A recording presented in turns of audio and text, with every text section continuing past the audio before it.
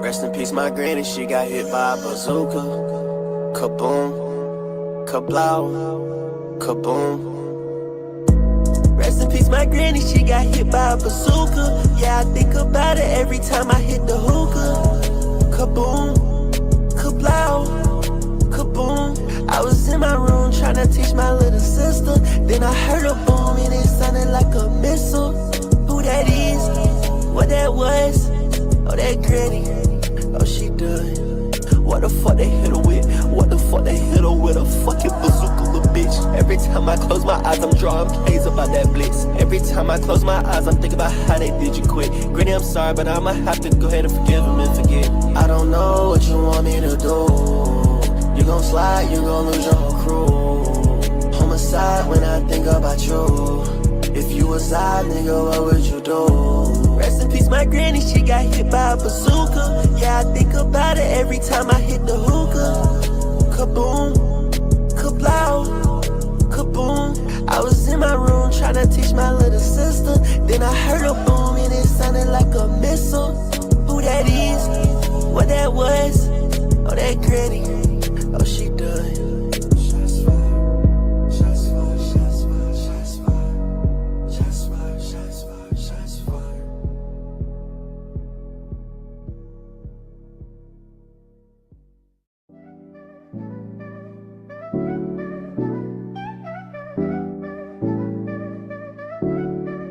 If this heart was yours, babe, I'd hold it till the end. If this love was fire, I'd light it up and start again.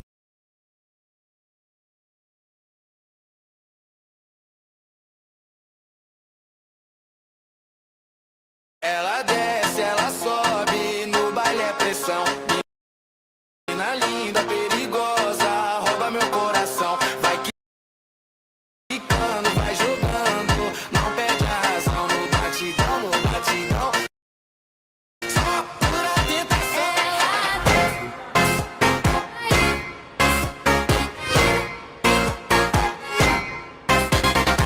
Tomando, vai jogando, vai tomando, vai jogando. Você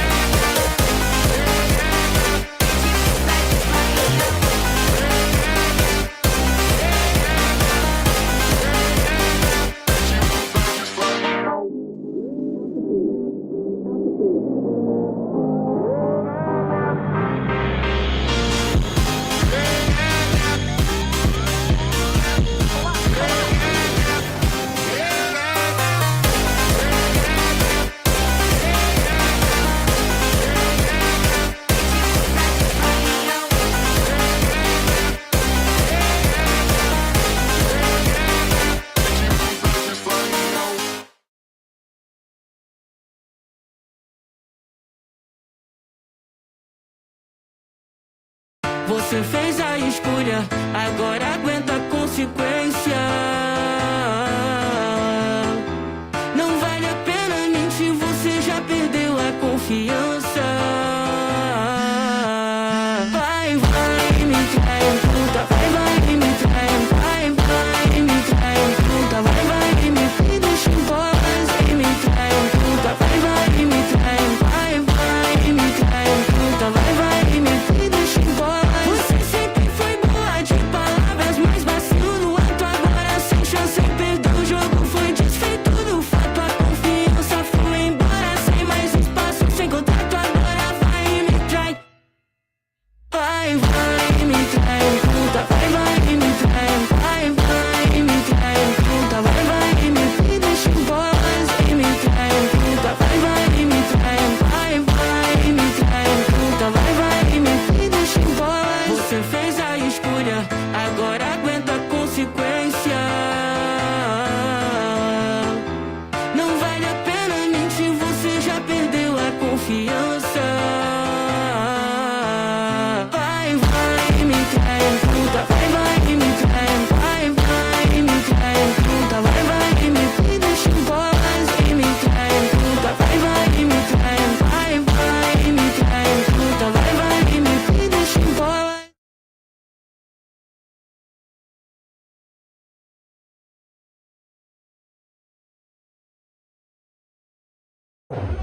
Hunters, take your places.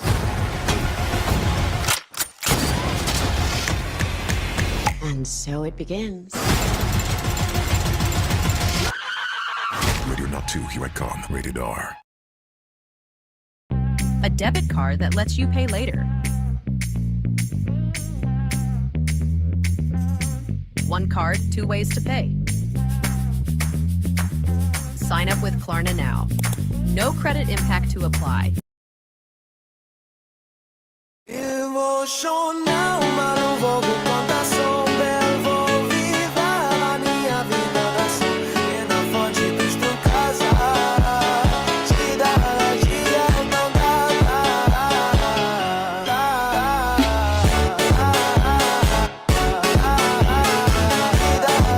dia, não dá.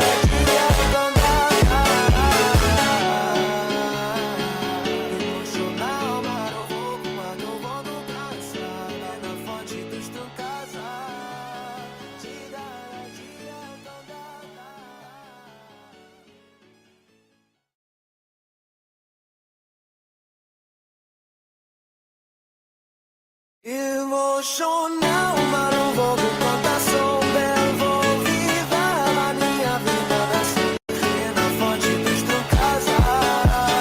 Te dá dia, não dá. Te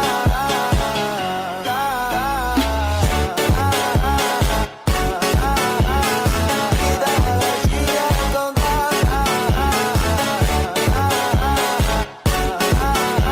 Te dá dia, não dá.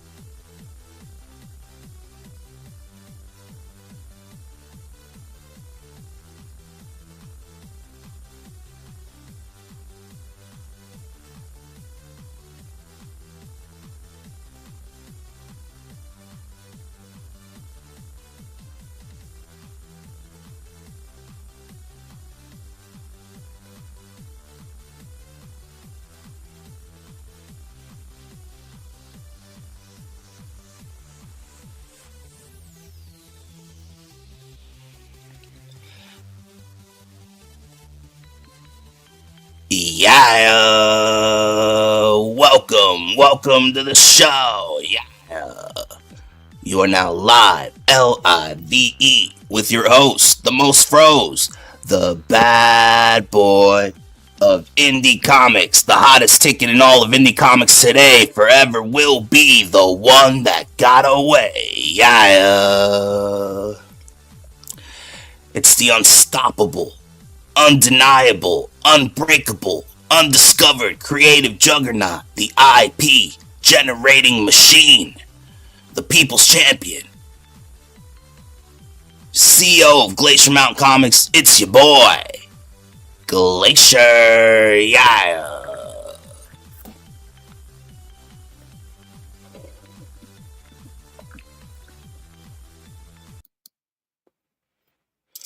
If you're new to the channel, go ahead and hit that subscribe button. Make sure you hit that notification bell so you can be notified every time I go Live live. Yeah. Also, make sure you leave a like and a comment on your way out the door. Help us battle the algorithm by doing that. And it's for the free. You can do that for free. Leave a like, leave a comment. Thank you. Also, both the PayPal and the Twitter handle, or X handle, are scrolling across the screen in the banner below. Yeah. Welcome to the show. This morning's Wake and Bake is brought to you by V5. No, maybe I should do the new ones. What are these even called? Okay. This morning's Wake and Bake with Glacier is brought to you by Space Club, Switch, Marijuana Vapes. Yeah. Space Club. And today we're smoking on 3 very tasteful flavors. We got Sour Apple Diesel. Yeah. Miracle Candy. And Kiwi Manjaro. That's different. Space Club Vapes. Yeah. Let me go ahead and take a triple hitter. All 3 strains at the same time.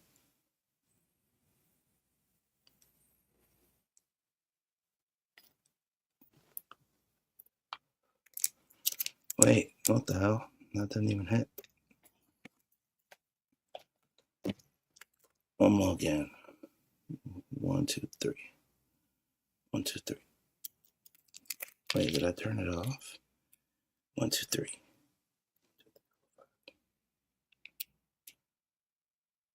Okay, 1, 2, 3.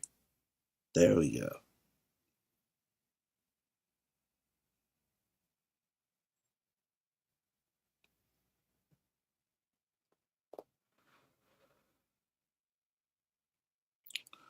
That's the stuff. And the nice thing about these Space Club Switch Vapes is that they keep track of your inhalation time. And it displays it on the right. It displays how many hits you've taken up today. Like it says toke. And mine says 08. So I've hit this vape 8 times already today. And then blinkers over here on the right says 013. So that was my longest puff, was 13 seconds. So that's what I kind of like about these things. Obviously the V5 Boutique's still my fave. This is cool that it records how long you take a hit for. Just something a little extra. It's like, I guess it's like a tchotchke. The vapes are not adding tchotchkes. Can I beat 13 seconds? Or will I die? Let's see.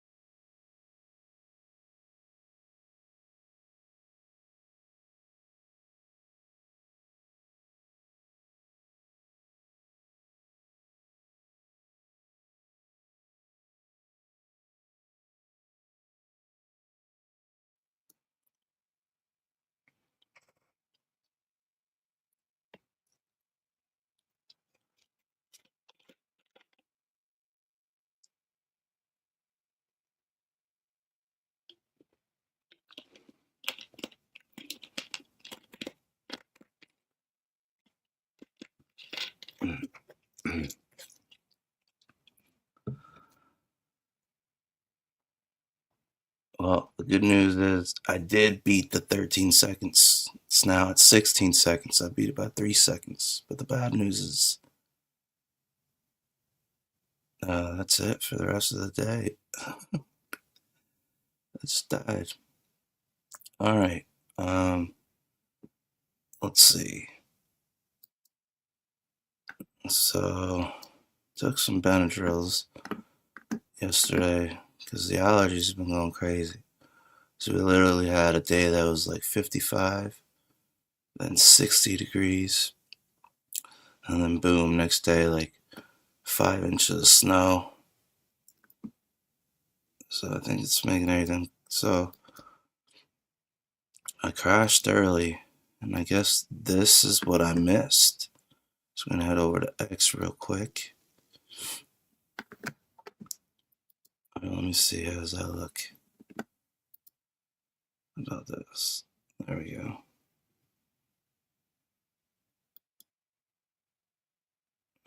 Looks dumb anyways. Alright. So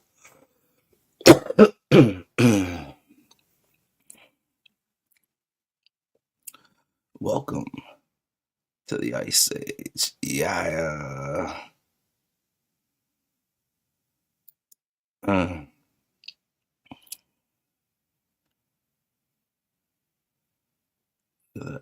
Yeah.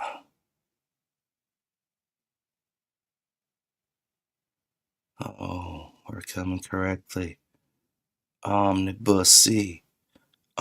You can't put an omnibus in a Ziploc bag, Wanger. Can't. Oh, wait, can you? No, there's no way. They do got those big ass freezer bags. I don't think an omnibus. I think it's too wide. I think it'll rip the bag. We're coming correctly. Omnibusy, oh so soon. Stay alert and stay tuned. Whole goddamn omnibus. Give you a whole brick. Shake the world. Worldwide. Thank you so much for watching live or on the playback. It's appreciated like you wouldn't believe.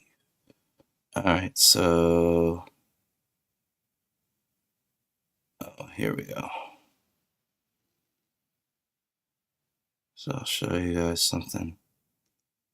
Alright, so here, there's this art contest going on.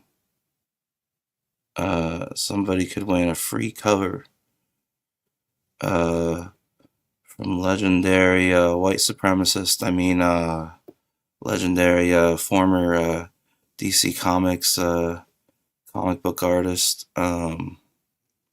He's definitely not fat, and he definitely doesn't wear any diapers. But, you know, I tried my luck. I entered this contest here. And you see, all you had to do is drop the... what's it say? Here, let's read it. Include some sample art.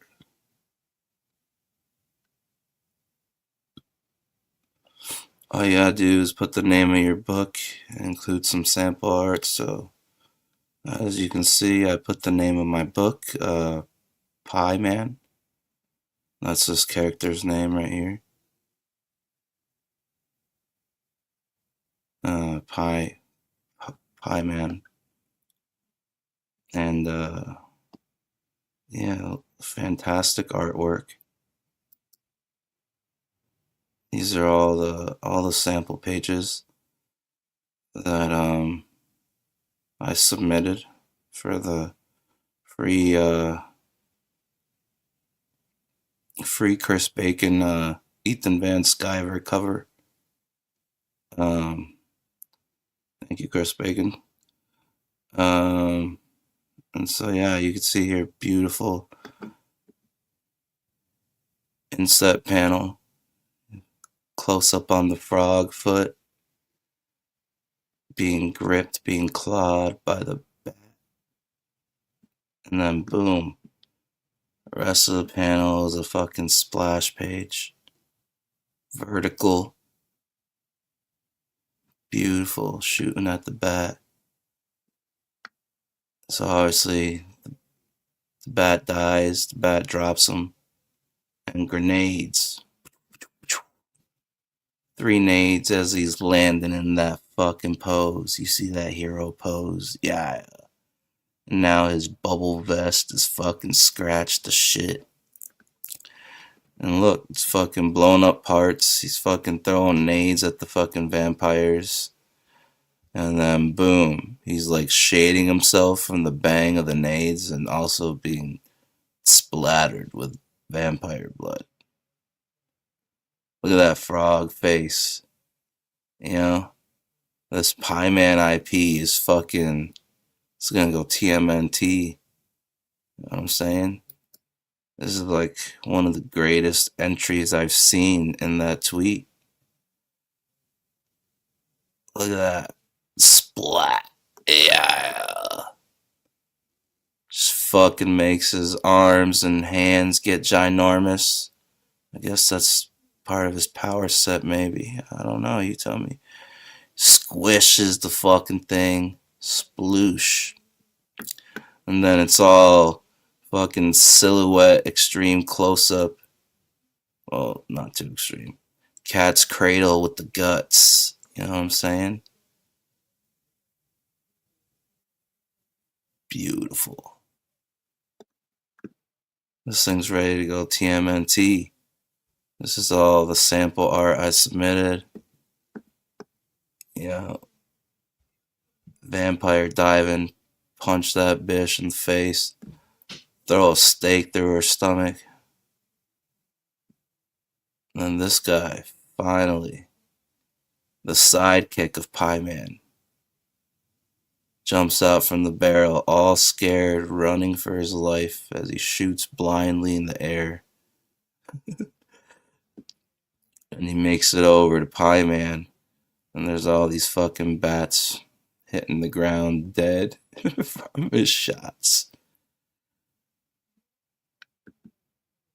You know, he had the fucking, he's definitely got the switch.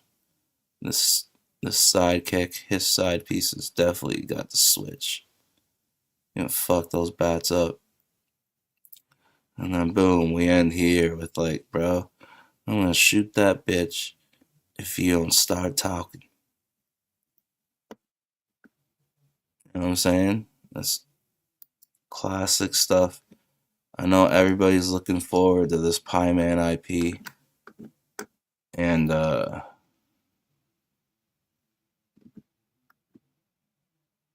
so you see, I entered my artwork.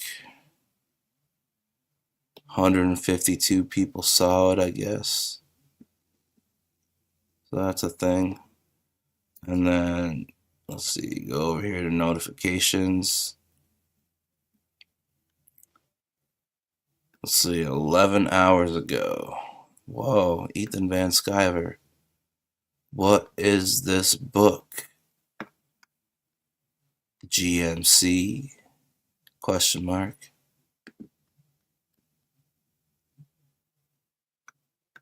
But, so, now if you go here, let's see. Oh, holy shit. Ethan Van Sciver has blocked you. You can view public posts from Ethan Van Sciver, but you are blocked from engaging with them. You also cannot follow or message Ethan Van Sciver.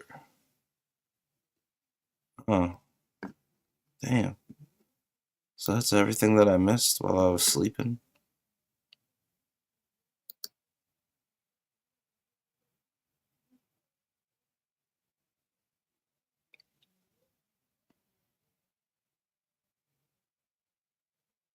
Okay, so here's this tweet. Oh, that's what I missed. Oh well, nothing new under the sun.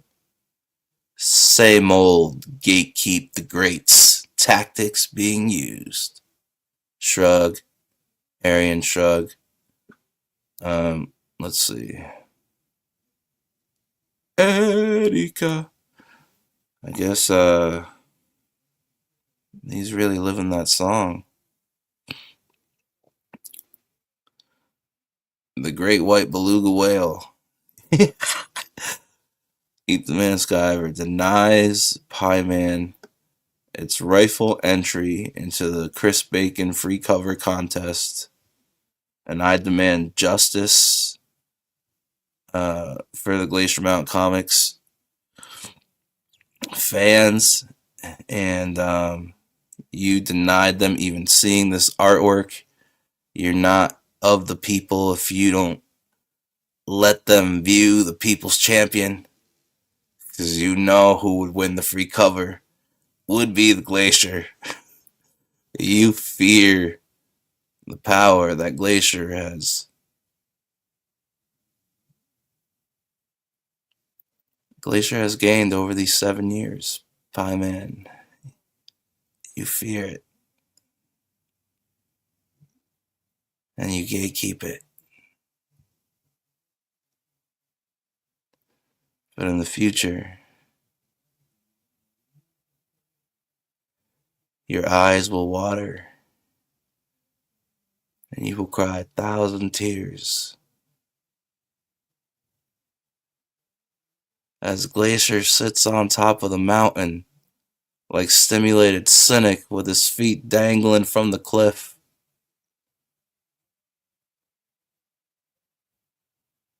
When the Glacier has surpassed the Fat Boy.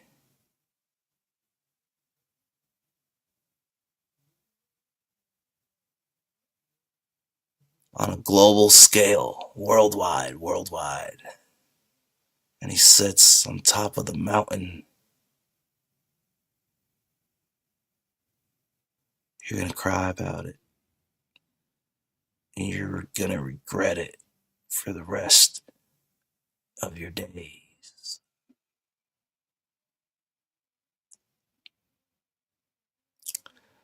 These retards are like these retards of yours, the howling monkeys, the gremlins.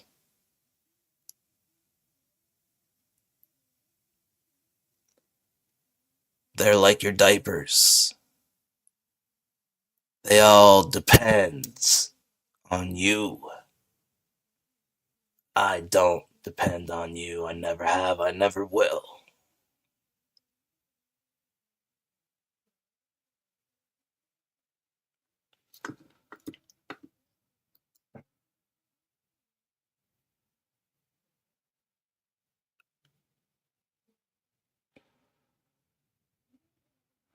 I'm gonna be the worst mistake you've ever made in your life. And you've made a lot of big mistakes, like the 2-year mistake of this guy. Yeah. 2 years of driving away the whales and driving our movement into the dirt with your sideshow, freak show, circus oddities.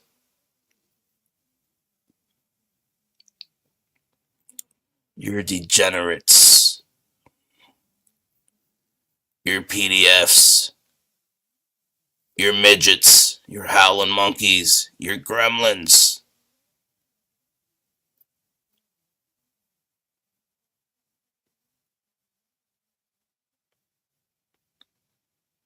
You want to be Ringham, Barnum, and Bailey's.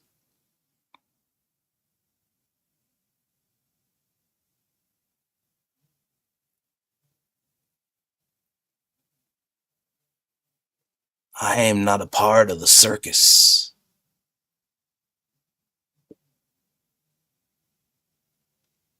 Where's Elephant? Why does Johnny Rocket have a speech impediment? So yeah, there you go, folks. Here's proof that I entered the free cover contest. There's a proof of Pie Man replying to my entry. What is this book? Glacier Mountain Comics. What is this book, Glacier Mountain Comics?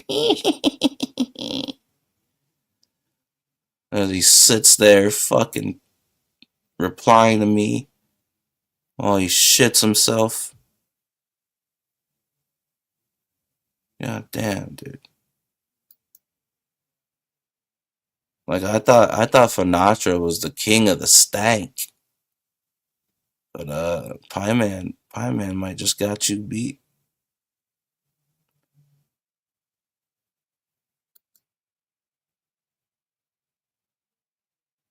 And then here's proof. Ethan Van Sciver has blocked you. Paching! Yeah! Feast your eyes upon the future franchise IP from Glacier Mountain Comics that was denied entry. Pie Man. Yeah! There's another frog in town. And his name's Pie Man. Yeah. Thank you. Remember to leave a like and a comment. I appreciate all of you. Each and every one of you, whether you're watching right now live or on the playback. Like you wouldn't believe. Yeah. Alright, let's keep the morning show moving right along, folks. I got shit to do. I got a lot of shit to do. Here we go. You're taking a big demon's spot. Oh, shit. It's happening. Worldwide.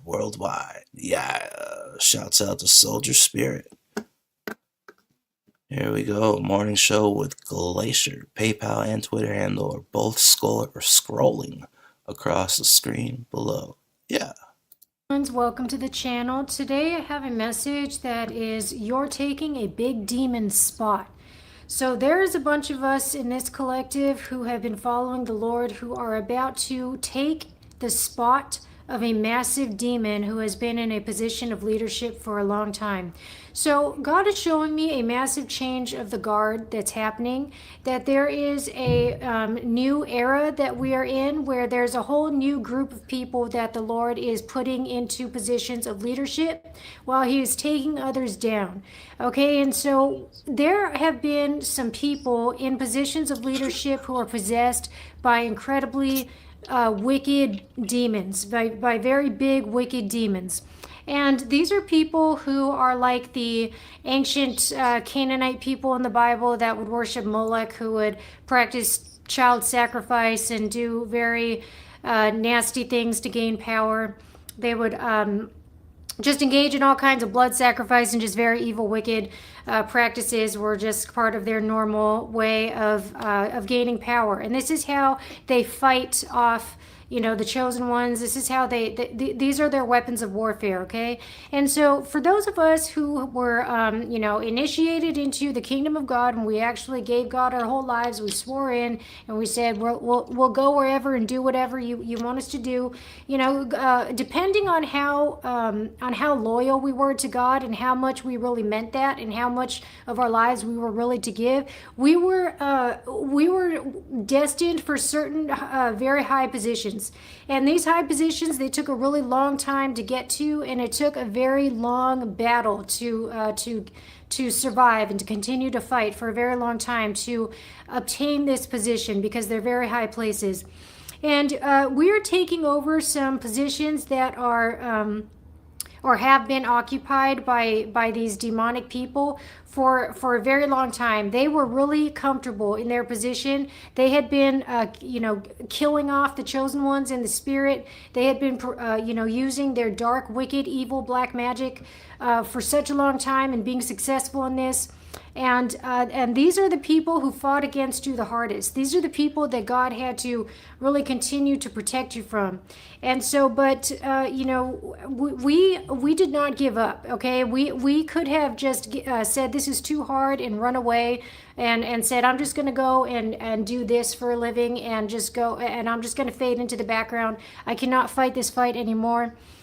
And you know, we are children of God, and so we have the, you know, we have different ways of fighting. You know, it's like Ephesians 6:10-17, where it talks about the spiritual battle and all the pieces of armor that you wear as a person who is somebody, you know, who is following the Lord. Okay, and so we're fighting, you know, with the righteousness and the salvation and the truth and the, and you know, the peace and all this stuff. And we felt like we were just getting our asses kicked all the time, that we were being stalked by Jezebel all the time.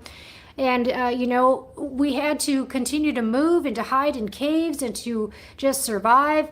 A lot of us, we were, you know, we were poisoned. We had our everything, our possessions, our family, our everything taken, ripped away from us, and horrible things have happened to us along this journey and in this battle. But because we did not give up and we continued to fight the good fight, we have come into a position where now we are about to step into a place of leadership, and we're taking over the position of a very, very wicked person who was possessed by a very bad demon. Okay, and God is showing me that, you know, that this person, we are going to see them become a sacrifice to the devil, basically. We're going to see them be taken over by wicked forces, by the evil forces that they worshipped, that they made sacrifices to. And it's going to be a real sight to see. All right, and so God is just saying that we are extremely valiant warriors. Okay, I'm getting visions of the Hunger Games, that, you know, God is saying we have been in a very wicked battle, and that just, you know, just because we ain't of the world don't mean that we're not in the world. Okay, and so again, God had to break us out of certain churches. Some of us had pastors actually tell us that you know, we shouldn't go in the direction of our destiny because of whatever. I had a pastor literally tell me to my face that I shouldn't join the military or join the police force because I'm a woman, and my whole purpose in life is to serve a fucking man and to be a baby making machine at home. And if I had listened to that asshole above God, then God only knows where I would be. I would be just in some miserable house somewhere, just living a miserable life, not fulfilling my purpose and my destiny. And so we are people who have not listened to anyone else other than God, other than Lord Jesus Christ, and we have done the things that He has told us to do above anybody else. And so because of this, because of our loyalty, our allegiance, and our dedication to God, and I'm getting like our self-sacrifice and our steadfastness, because for some this has taken such a long time to where we have wanted to literally just lay down and die. We have gotten so overwhelmed by the weight. For some, it has just been such a long wait. But this is because it's bigger than us, and God has been bringing us into a place where it's like a global thing. It's something where all the, you know, pieces had to align, and it's just not just about you. Okay, so but now is the time where a lot of us, we are about to step into that position, or we actually already have. We have stepped into that position, and you are about to be in a position of authority, or to be ruling and reigning in this position. And now you are somebody who is going to do very well. You're not going to be, you know, a tiny dictator. Okay, I heard somebody say that the other day, and I thought it was so funny. All right, you are going to be, you know, yeah, anyway, the time is perfect. The time is now, and this is, you know, this is the time. And so God is just letting you know that you have done well and that you have defeated this person. This person was attacking you the most, and they were possessed with Jezebel or whatever demon, and they were stalking you to a point where it was absolutely just horrific and disgusting, and they were doing everything that they could with their evil black magic to end your life, to take you out. And God is just letting you know that, you know, not that you've done well, and you're about to see the rewards of the wicked. You're about to see what happens when you give yourself over to evil and to darkness, and it's just that time where, you know, so God is letting us know this, and it's not a joke, it's not funny, but listen, this is what's happening behind the veil at this time. Okay, so I'm gonna go ahead and pull some cards, you know, and we have the sign of Pisces, Cancer, and Scorpio, but, you know, a lot of this that you have been through will not be understood by a whole lot of people. A lot of this happened behind the veil. It happened in in ways that you can't really explain and that you can't make others see or understand. And God is just acknowledging the fact that, you know, you did not give up. You continue to ascend on and walk the narrow road and to go up the path that he told you to, that you were guarded by angels and protected by angels, and you always will be. That in this new position, you will be always guarded by the same angels that have been keeping you alive throughout this whole time. And that your time has come, and that your gifts are just so strong, that your gifts in discernment and ability to see what's happening behind the veil, your ability to hear from God in the secret place, these gifts are just are full grown, okay, and they are ready, and you are ready to be this leader. We have the sign of Aries. Okay, so now you have already come into this place. You are taking over this position, and there was a very wicked person here before you, and you're taking their spot. And there's going to be a big celebration over this, because God is saying, there's a scripture that says when a righteous person comes into a place of authority and rules, that the people celebrate, and a lot of good things happen because of that. Okay, so you're about to be making differences out here that are so big, that are world changing, and this is all because you decided to give your life to God and to not give a damn about what anybody else thinks about it, and to not listen to any bitch who tried to stop you, because you said, no, you are not God, bitch. Okay, I'm going to do what God's telling me to do.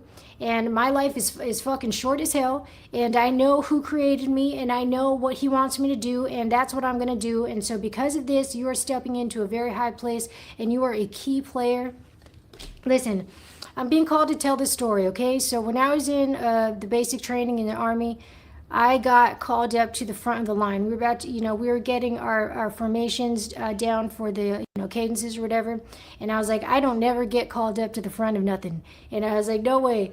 I'm like at the very front of the line. And the only reason was because I was the shortest person there.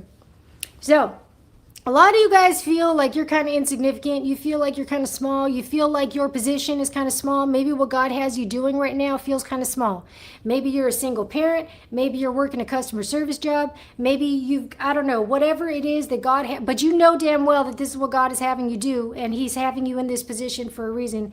God wants you to know that it's not that this is all behind the veil, okay? That he raises up people in places of leadership because he chose you, okay? And so whatever it is about your life that makes you feel like kind of small and insignificant is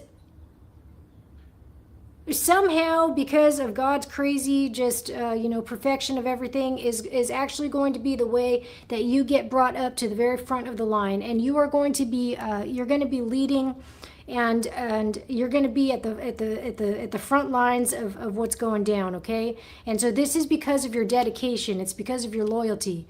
It's because you're doing what God is telling you to do, no matter how big or how small it might seem.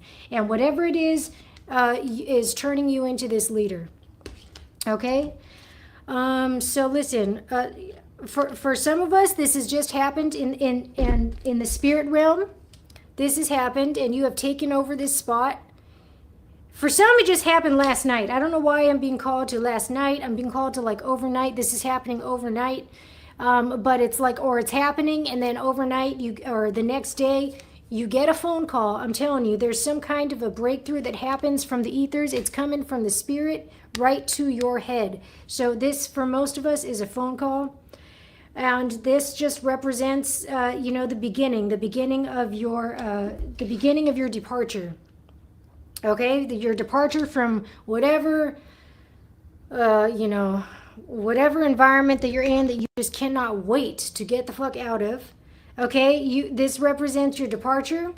And listen, you are going to celebrate so hard, okay? And you're actually ready to party and celebrate now, because you have been trained by God so well to where you're not going to get all carried away and sinful or whatever, but you're going to be partying, you're going to be celebrating in a big way, and it's going to be a time of very, very massive celebration, and you will be celebrated. There's going to be celebrations happening like all over, okay, because of these new positions that are being filled. This is a very exciting time. This is a new beginning of a very, very of the promised land. It's the beginning of the promised land. It's the prosperous, abundant, wealthy timeline that is now beginning in your life.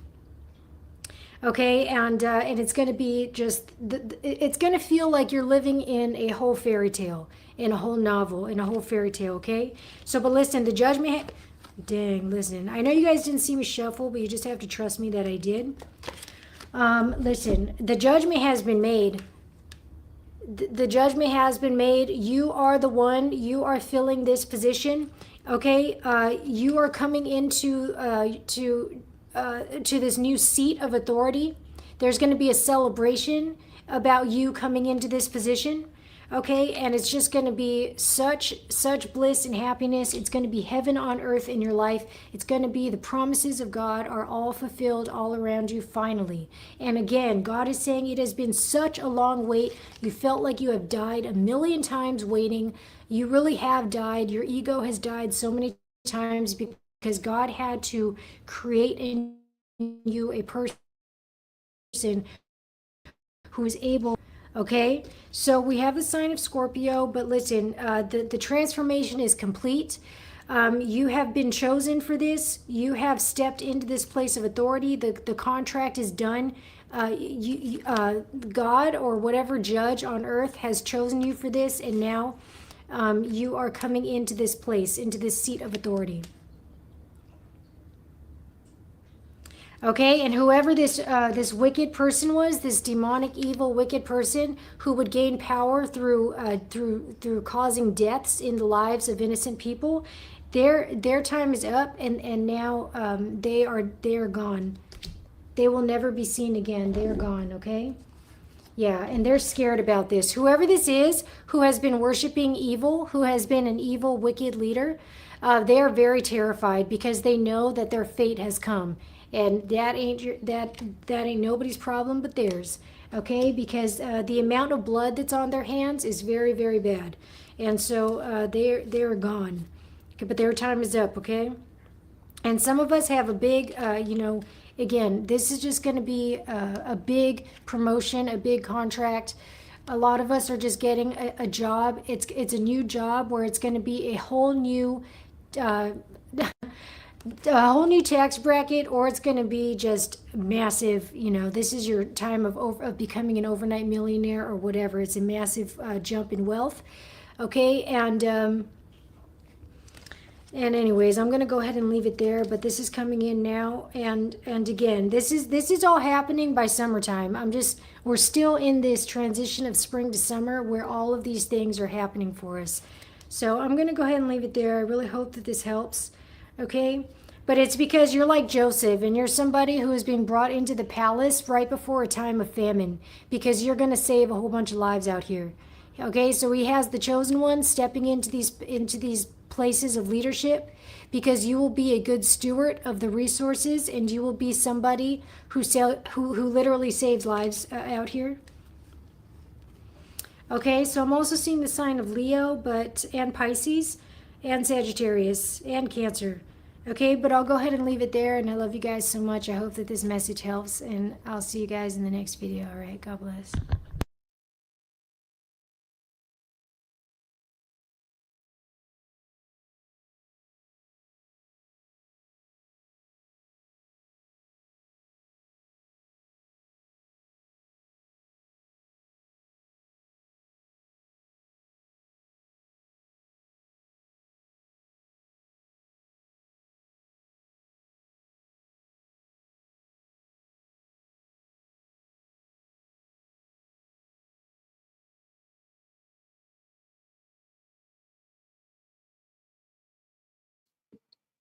Alright, you know what I'm in the mood for?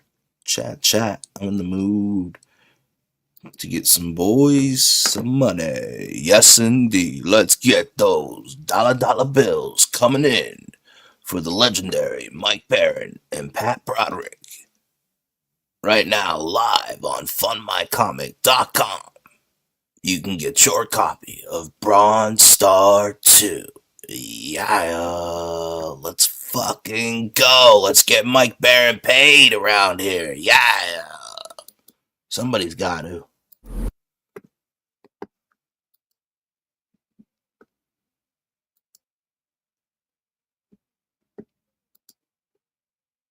In the lawless, unforgiving Old West, one man tried to bury his past, only to discover that some nightmares never stay buried.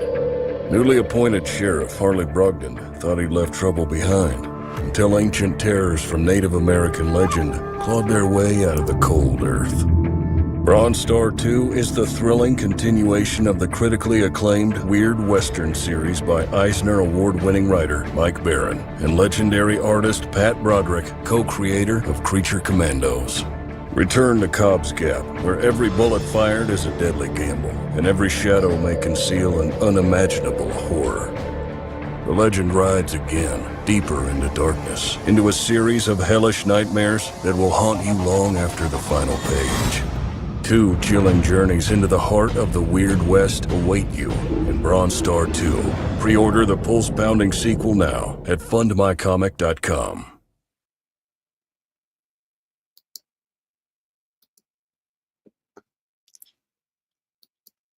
Well, there you have it.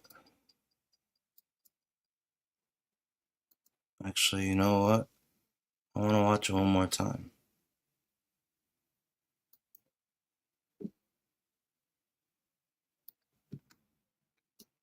In the lawless, unforgiving Old West, one man tried to bury his past, only to discover that some nightmares never stay buried. Newly appointed Sheriff Harley Brogdon thought he'd left trouble behind, until ancient terrors from Native American legend clawed their way out of the cold earth. Bronze Star 2 is the thrilling continuation of the critically acclaimed Weird Western series by Eisner Award-winning writer Mike Baron and legendary artist Pat Broderick, co-creator of Creature Commandos. Return to Cobb's Gap, where every bullet fired is a deadly gamble, and every shadow may conceal an unimaginable horror. The legend rides again, deeper into darkness, into a series of hellish nightmares that will haunt you long after the final page. 2 chilling journeys into the heart of the Weird West await you in Bronze Star 2. Pre-order the pulse-pounding sequel now at fundmycomic.com.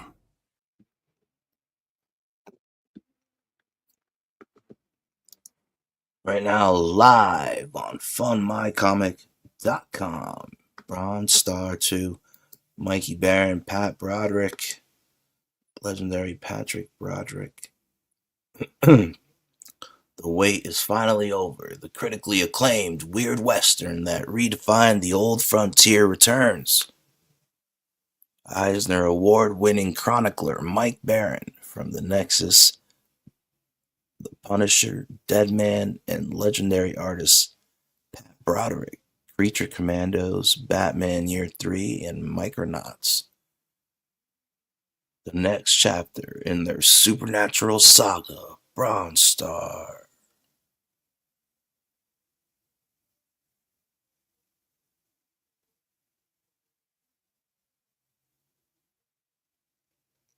It's Champy. It's a Loch Ness or a sea serpent. In the aftermath of the first volume, where a Confederate-turned-lawman, Harley Brogdon, faced horrifying secrets of Cobb's Gap and was ultimately rewarded with the role of the town's new sheriff. This volume rides even further into the frozen heart of the dangerous Canadian frontier. Motherfucker. As Christmas nears, Sheriff Brogdon struggles to hold his haunted town together against more mythic terrors. The cannibal spirit Wendigo and depths-dwelling Ogopogo, along with an unexpected visitor whose sharpest weapon is his wit, Oscar Wilde.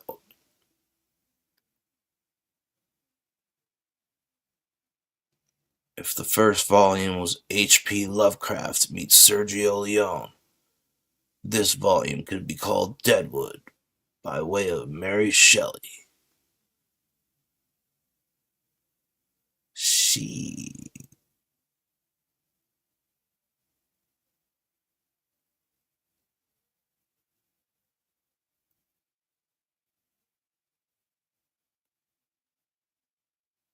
Bronze Star 2 delivers more chilling tales of survival, redemption, and monsters. both human and otherwise, told with Baron's trademark grit and Broderick's breathtaking cinematic artwork. With your help, we can continue the Bronze Star series praised as authentic, manly, and magnificent.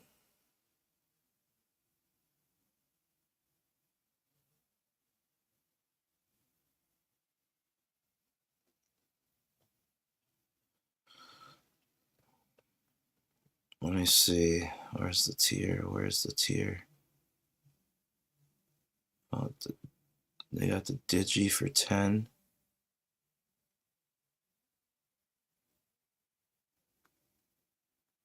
Where's the one where you can get... There you go. You can get number 1.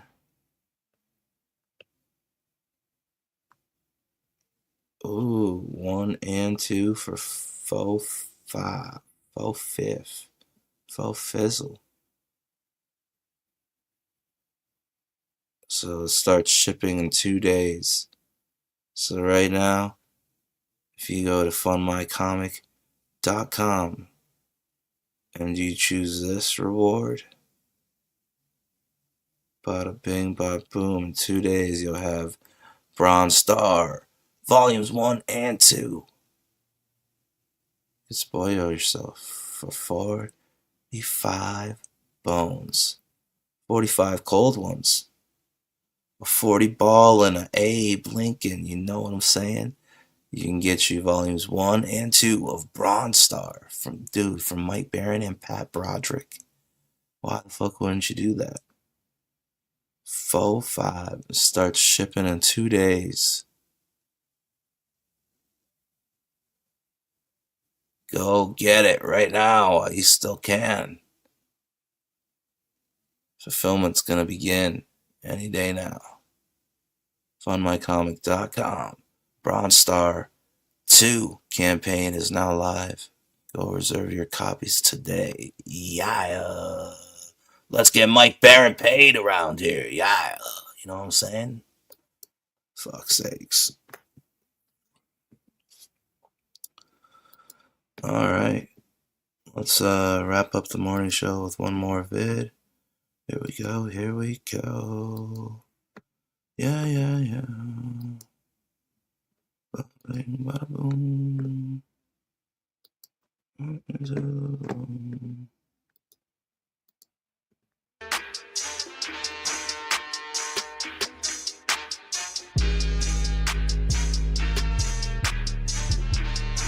What's up, YouTube? This is your big bro, King Jabez. Back today, another very important message. Please subscribe to my channel, like this video, share this video, leave a comment. Let me know what you think about my content. In addition to that, please feel free, follow me on my socials, IG, The King Jabez, Facebook, The Iron Soul, like the channel. For those who want to talk to me one-on-one, I'm currently doing consultations. Whatever you decide to do. Also, follow me on TikTok too, King Jabez. You hear me? Let's work. Man, I got a good one for y'all today on this Saturday. A good, solid Saturday message, word for you. As you kind of regroup from your week, enjoying your weekend, preparing for the next week, let me go ahead and tap in today and talk to you. I believe we are on day 56 of daily uploads. I told y'all every single day. I'm like Muhammad Ali. I told you. I told y'all. That's how we coming. We working almost 60 days straight of content. Let's do some work. Today's video, chosen man, chosen woman, they are looking at you totally different, completely different now. And with this elevation that you're about to experience, let's talk. With your growth, with doors opening, right? What's going to come with that are people who don't want you in these spaces. And that's why the second part to this message is clear. They don't want to let you in. Go anyway. So I'm going to need you to be more confident than you've ever been. I'm going to need you to be tougher than you've ever been. I'm going to need you to be stronger than you've ever been. You hear me? So what I want to do today, as I kind of begin this, I want to take some time to kind of dissect some of my more popular chosen one videos over the last 2 years and kind of speak to this video today. This is why they're looking at you totally differently. See how this is all like building upon each other. Check this out. I did a video that was entitled Chosen Ones, Why Your Presence Offends Many.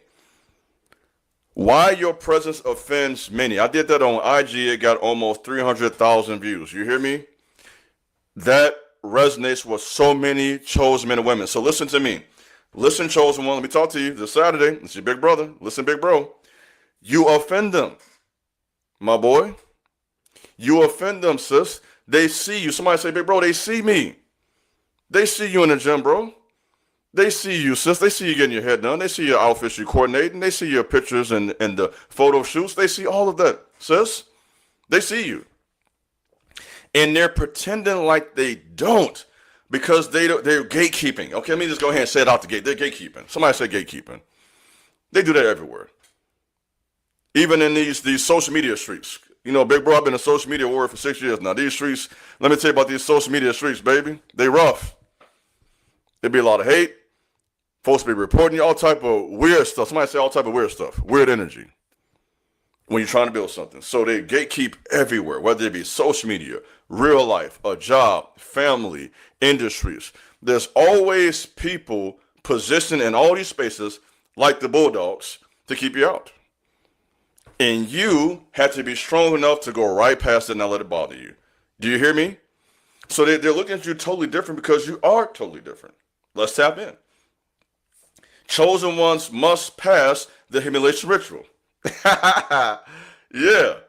That video has 233K views on IG 2 years ago. And we talking today. Let's talk. Okay?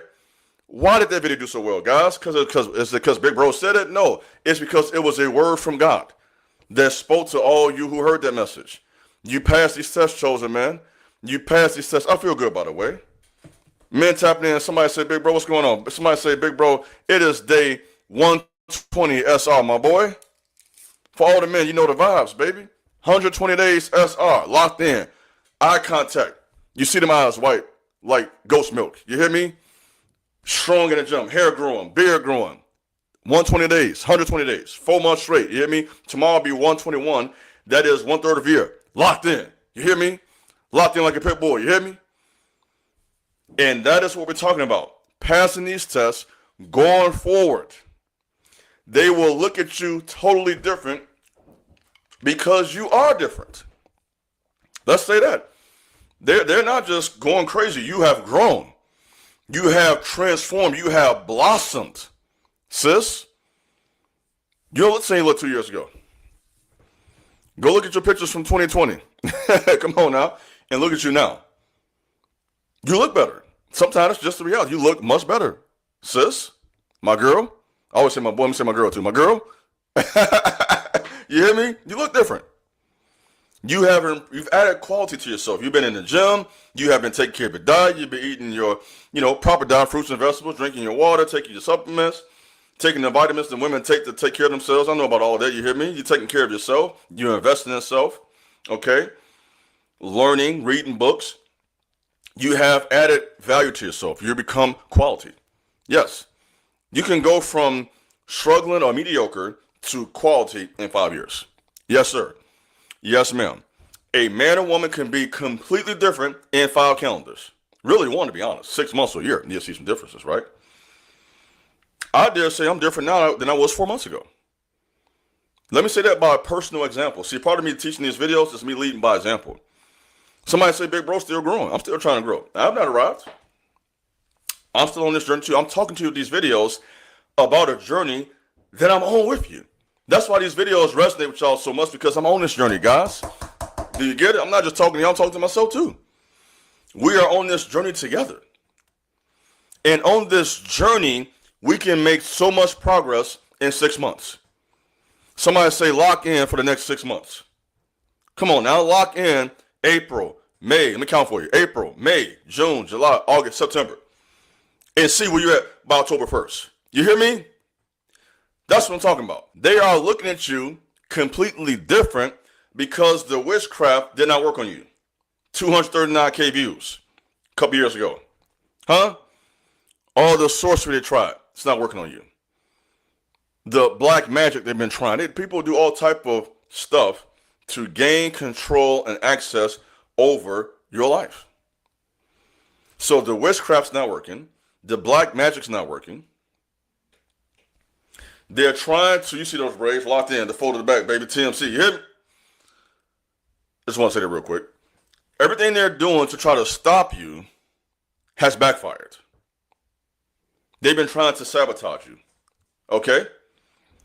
Let's tap in. Keep working.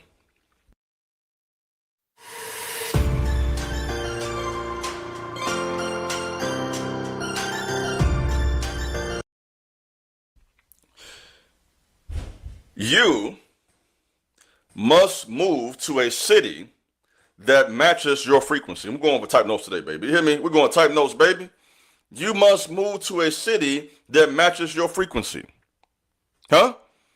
And many of you have done that. Some of you moved down to Texas. Okay. You moved to LA, Chicago. Well, I don't know about moving to Chicago. I mean, I'm from, no offense, I'm going to move here if I was you. Let's just downtown or the north side, but you know, that's neither here nor there. Wherever you go. You know, it's kind of a funny thing too online. Everybody is saying, I've been kind of watching this too. It's funny to me. I've been seeing these videos on social media. Man, you don't want to move to Baltimore. Baltimore full of haters. Man, you don't want to move to Chicago. Man, Chicago full of haters. Man, you don't want to move to Texas. Texas full of haters. Here's what your big bro know from being intelligent. Without me even being there. Haters are everywhere. So if, come on now. So if haters are your reason to move to a city or not to move to a city, that's the wrong reason. Because I don't care where you move on this country, you hear me, on earth. There are hateful people, there are jealous people, there are spiteful people in every city on earth. These gremlins are everywhere. What Kodak Black say, super gremlins? Somebody said, I'm feeling good today, by the way. Somebody said, big bro, the gremlins are everywhere. The gremlins are everywhere. They're not just in your city, unfortunately. Wherever you go, you're trying to grow. There's somebody there who wants to stop your progress and wants to try to build their esteem off your back. Listen to me. And they can only do that if you bend over. Huh? You ain't catching me. People can only walk on you if you bend over. What does that mean? I'm glad you asked me. A person cannot walk on you if you stand your ground. A person cannot walk on you if you stand up for yourself. A person cannot walk on you if you walk away. Come on, I'm ready today. I'm in mode. Huh? Some of you right now, it's time for you, listen to me, on a Saturday, to stop letting people walk on you, my boy. Let people walk on you, my boy. Stop letting people walk on you, sis. Stand up for yourself. Have a backbone. Have some respect for self. Because respect always starts with self-respect. Self-discipline. Let's tap in. Self-love. Self-care. Huh? When you respect self, when you care for yourself, when you discipline yourself, when you at times work for yourself, you hear me? Entrepreneurship, let me tap in with that real quick. When you do you and do you well, you will force people to either respect that or walk away. And that's why some of you right now got so many folks just staring at you. That's why they're staring. They're staring because they want to disrespect you, but they can't. There's like a force field around you that says, keep that moving. You hear me? That's why they're staring, sis. That's why they're staring, my boy, because they want to kind of tap in with you, but they can't. Because you have risen to an energy and frequency, they're not there. They don't have that life force energy flowing through you, like through them like you do. Does that make sense? So that's why they're staring and acting weird. Because they feel the vibe coming from you. They feel the energy across the room. Okay? And they feel a way, but there's nothing they can do about it. They are looking at you. Come on, listen. Totally different. Because you figured them out, and now they are afraid of you. That's 121K 2 years ago on IG. You hear me? You figured them out. And that's why they're staring. That's why they look at you differently now, because they realize you're not a fool. How many, somebody say, big bro, sometimes people think you're a fool. People think because you're kind, and this has been my experience too, because I can be a kind person, some people think kind means slow. I don't know why. But there's something in their mind of theirs that tells them this guy, this lady is slow because you got some sense. I don't know why people think kind means you're slow. I don't know why they think kind means you're stupid. It means you are choosing to be a approachable and diplomatic person, okay, in a hostile world. And they don't understand that. You are strong enough, you are righteous enough to act like you got some sense in this crazy society we live in. Am I telling the truth today? And when you do that, some people think I'm not slow. I got plenty of sense. I choose to be this way. But I see you. Let them know I see you. If you think you slick, you think you're running some game on me, come on. Now I'm from the west side of Chicago, 290, Van Buren, Springfield. You hear me all the way out west. You hear me, 290. Bull on my arm. It's Emmy, not on me. You hear me? You are not fooling me. So if you come on some game, I did that when I was 19, 17 years. You outdated. I did that at 17. You better stop playing with me. This ain't nothing new. So every now and then you gotta let people know I'm on to you. I see you. You are not dealing with someone who lacks discernment. See, and that's another thing. As your discernment increases,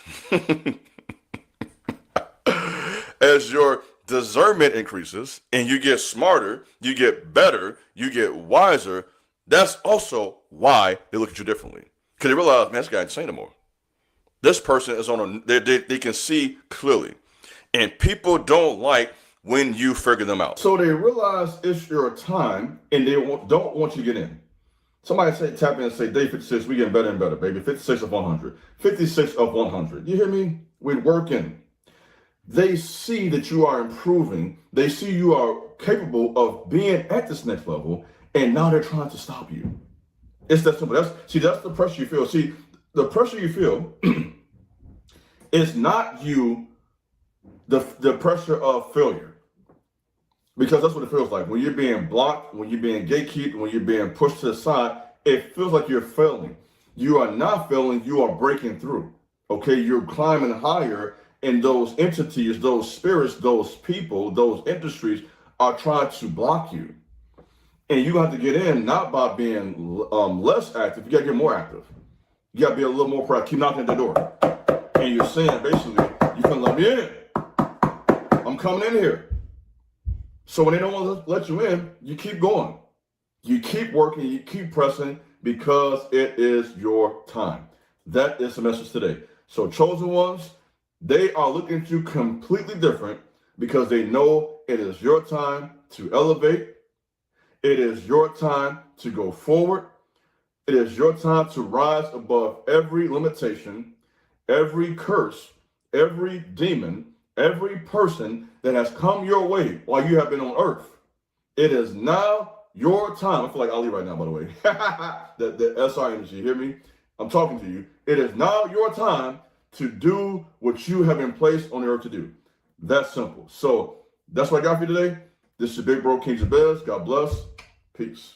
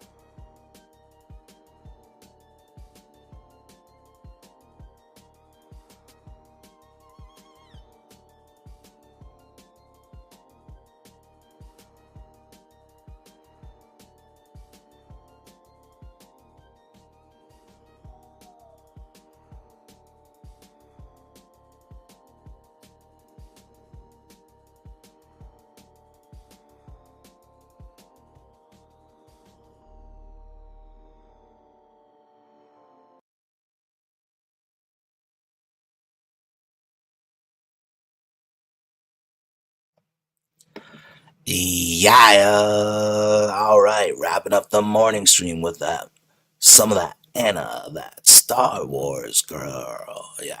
Oh, Cecil's face. It's got it going on. It doesn't sag like Shannon Davis. I'm in love with Anna's tits. Cleavage. Cleavage from Anna, Star Wars girl. Alright.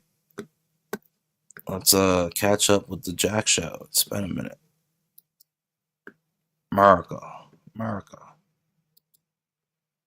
Over and over again. It's just when I'm with Anna, she reminds me. Most people are kind. Fat drunk loser is his brand. Oh, sorry. Okay, my mistake. I'm sorry. You got it. Okay, no, being a fat drunk comedian is his. There you go. Thank you. That's a little nicer. Okay. I mean, it works for Critical Drinker. Yeah. Oh. In your life. Okay, let me see. Okay, let me grab. Thank you, Bookie Boy says fat drunk gay loser. Thank you. Yeah, okay, that one was better. You forgot gay. Yes, I did. I do think resting gay face was a good one. Whoever came up with that was solid. Planning good times. Thank you for the $5 over on YouTube. I'm just here because I thought Anna misspelled Jasmine. She's out of her prime, but maybe reach out of Jasmine St. Clair. She's probably got hers. Jasmine was supposed to be on tonight, but she had a flight delay, so she doesn't know if she's going to make it. So she's currently in the air right now.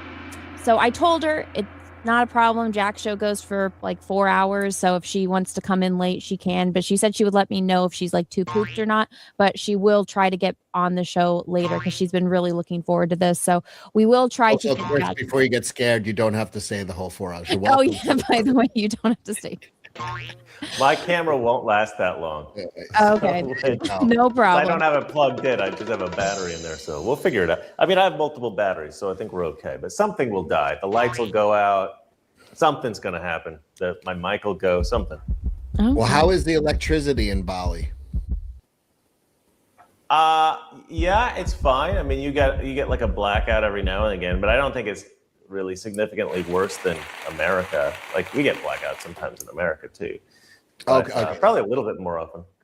Because when I was in Greece, when I was in Greece, like for a couple weeks, it was like once a day the power would go out. You know. No, it's not like that. I mean, I think because we're in I'm in Bali. Bali's very different than the rest of Indonesia. I mean, it's essentially designed or somehow it kind of manifested into like the tourist place. So you get a lot of Dutch, you get a lot of Australians, you get a lot of British, you get a lot of Germans, and you get a ton of Russians. So it's definitely like, you know what it reminds me of? You know those old movies or photos where you have like the rich white European hunter in Africa with a gun slung over his shoulder, and then you've got like a trail of Africans with like luggage on their heads or something like that. That's Bali. Basically, it's like an island of servants that exist exclusively to like do stuff for like white people. That's really what it's crazy. All right, I'll move there.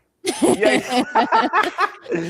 I mean, you kind of feel bad at first, because you get here and you're just like, oh my God, the poverty. You want to give everybody money and stuff. And then you kind of realize that like they're so much better off here on this island than they would be on any, because Indonesia is just a bunch of islands, right? And there's just so much poverty in the other parts of Indonesia that like Bali is like where you go if you want to be, you want to make some money and be successful and get yourself out of poverty and stuff. So the tourism here really hugely benefits their society and their people and their culture and everything. So you stop feeling so bad about it after a while. But Dead Raider in the chat sometimes too. Dead Raider in the chat said, "Did you buy a whip?" And I don't think he means a car. That's pretty funny. Living the dream. I will say they're very nice here. Like they're very nice, the kind people. It's like a supplement that you take, and then you never need toilet paper because all your poo comes out as these perfect, shiny little spheres, like right? Little rabbit. Beautiful. Pellet. Yeah, like a little rabbit pellet. Brilliant invention. But then he starts being hunted by unknown assassins, and he's like trying. And you know what it is? Big toilet paper. The big toilet paper corporations have decided that they can't have this technology out there, so they're hunting them down. Anyway, I thought that was funny, but clearly not. That would be funny during, like, especially with COVID. No, I didn't tell it well because you guys are not laughing. But I thought it was a hilarious idea. The plot seemed messy, people are saying in the chat. Soiling Hilarious. People. Let me grab a couple of these. Places with me. I gotta take a leak. Hold on. That was lovely. I really needed to know that information. Thank you, Cecil, for sharing that. I'm going to grab the term urinate. Russell, thank you for 2 over on YouTube. I'd like to point out no one ever congratulates you, Juju. I know, because we all feel bad for her. Russell, again, speaking of lesbian, show him your banana suit. Oh, dear Lord.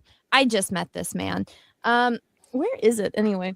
So I do this thing where if I get a certain amount of super chats, I will put on a cosplay because I do cosplay. And our dear beloved Russell Hall sends me stuff. And so I don't know where I put it. It fell somewhere. I'm sure there's a lot of people out there who appreciate this Russell guy. Well done, Russell. I am not wearing America salutes you. Russell, I don't know where it went. But it's basically a string. You don't say, I gotta take a urine. You say, I have to urinate. Excuse me. Sounds so sophisticated, doesn't it? It's a classy show. I'm just going to read all your chats here. Go ahead. They will love it. Let me grab the other ones. Doc Brewski, thank you for the $1.99. Cecil, his ex is perfect for you. Russell, thank you for the 2. No, I meant your banana tuxedo. Oh dear Lord, no. Okay, so I used to live in San Francisco and I got guilted. I was going with my friend to a wedding because she wasn't dating anyone at the time. It was her brother's wedding. And I showed her in college and you were experimenting. No, shut up, Cecil. No, it was not like that. I was definitely dating someone. That was a man. But I showed her my dress that I was going to wear to the wedding, and she threw the biggest temper tantrum. She's like, how dare you? You're going to upstage like everyone at my brother's wedding. You can't do that. You can't wear that. And I was like, well, what about this one? What about this one? And she's like, just getting madder and madder. And I was like, I could always like just wear pants and like a jacket. And she's like, okay. So her and her mom went with me. I remember we went to Burlington Coat Factory. I wore a suit to the wedding. Well, hold on. What you're essentially saying here to everyone, let's just say it plainly. You are so unbelievably sexy in real life that you literally could not wear a dress to this girl's wedding. They forced you to wear man ruin clothes. the wedding. You would ruin the wedding. I guess. You know what? That compliment, I was like, okay, I should take this as a compliment. But then I didn't see her true motive, which was she's a little bit of a drama queen. And so she wanted it to look like we were a lesbian couple. So that way we could take attention away from her brother and his new wife. Well, we did. You know what? I saw the pictures from that wedding. Yeah. So well done, because you did look like a lesbian couple. I can find the photo. But no, and I left the wedding early to go out with my boyfriend, and the attention was off her. So then she's like, I'm depressed. I'm going to kill myself. And ruined her brother's wedding. So, yeah. But then after that, I was like, oh, this is nice. I have pockets. I'm really warm. And then I did start wearing suits to weddings, and I bought a pure yellow suit and a banana shirt. And I went to a wedding in a banana suit. I look at it now and I'm like, oh my God, I can't believe you didn't leave me. Because it was my husband's friend's wedding. Yeah, they're like, cool, you brought your dyke girlfriend. Yeah, no, even the photographer were like, we thought you were gay. And I'm like, no, I'm not. Oh, man. Hope things work out. Oh my God. Some women just have terrible taste. You just have to. That is me, actually. Accept it. Most and of go with them, it sometimes. Almost 9. I don't think I have these photos anymore.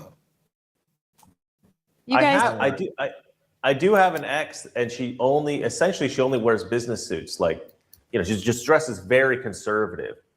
And I do think there is something about that, because she's actually very. No. Her name's Lilia, and she's from Belarus, and she does have a very sexy body, actually. But I do think that that's why she does it. There's some women who they don't really like to show it off. You know, they like to kind of like, they don't like the attention, actually. So, Okay. But you're kind of, Star Wars girls taking that to the extreme with the. Are you banana ready suit. to see this? Okay. All right. Let's have a look. Did you send it to me? Oh, there she. Yeah, and she's wearing Chucks. Oh yeah, my gosh! You look See, like we look like a lesbian couple. You 100% look like a lesbian couple from Portland. Yeah, San Francisco. Yeah, no, allowed. Wait, I missed it.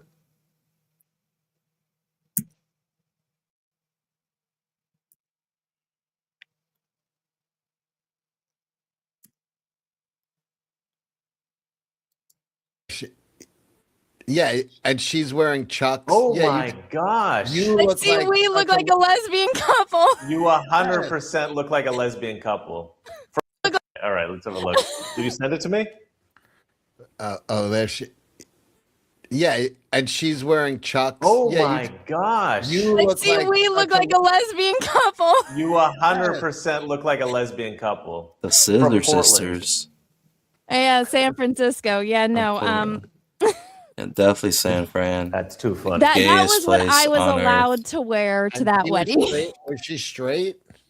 Yes. Well, That's not just a suit. You're wearing a bow tie.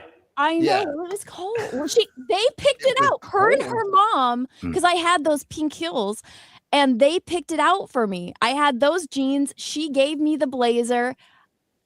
The shirt was like from like one of my work uniforms, and then we went to Burlington to find something. They're like, "What about this like bow tie with the little pocket square?" And I was like, "Okay." That's so funny. When you told the story. Speaking of being so funny and telling stories, right now on fundmycomic.com, do not miss your chance before fulfillment begins to grab your copy of Cecil Jones' Cash Grab 2 live right now on FOC.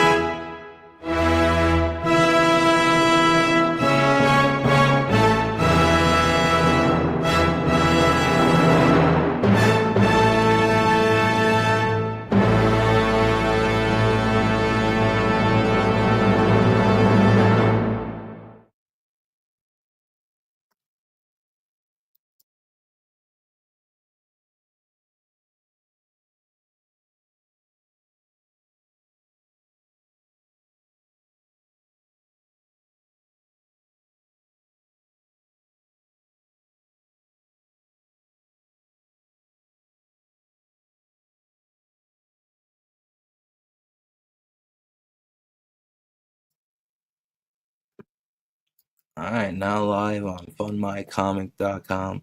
Cash Grab 2. $91,071 raised in 9 months. Go and get your copy today. You got this beautiful Dan Lawless cover where every girl has the exact same face. Yeah. You know Dan Lawless' face when you see one. Faux show. Faux show. Yeah. Get this Handmade in America, Dan Lawless, Donald Trump on the throne cover. Cash Grab 2 with art by the wonderful old puppet. Remember he used to do streams with puppets?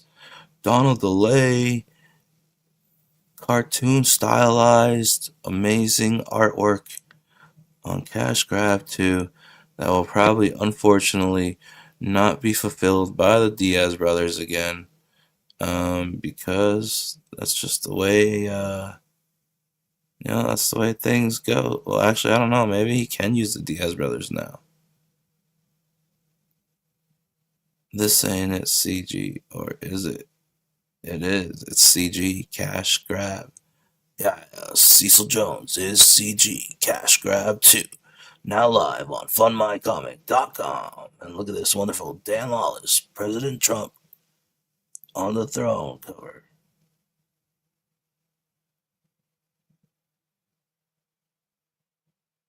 Oh, God. Dan Lawless has turned Cecil into Paul Bearer. It's like Paul Bearer's head and George the Animal Steel body. I guarantee you that's what Lawless did. I mean, we saw him go to work on legendary Lopresti Lopez himself. We saw what he did to Aaron Lopresti's cover. The disrespect he did. And he most definitely didn't draw this Trump face, you know what I'm saying? He just kind of cartoonized the Trump face.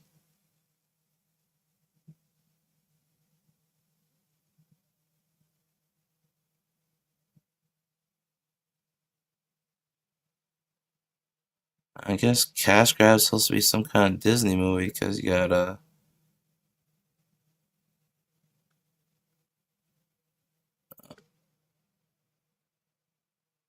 I mean, squirrels and raccoons, but it's because these are the people that got shot.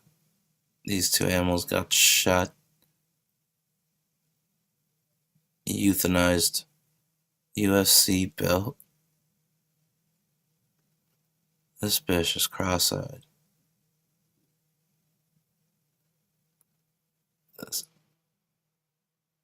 I can't tell. I think this is Mandy right here. This is K. Diddy. What is Lawless doing? He just drew the women of Comicsgate in bathing suits. Look, this is Chrissy Mayer. What the fuck? Who's this one? I think that's supposed to be mint salad.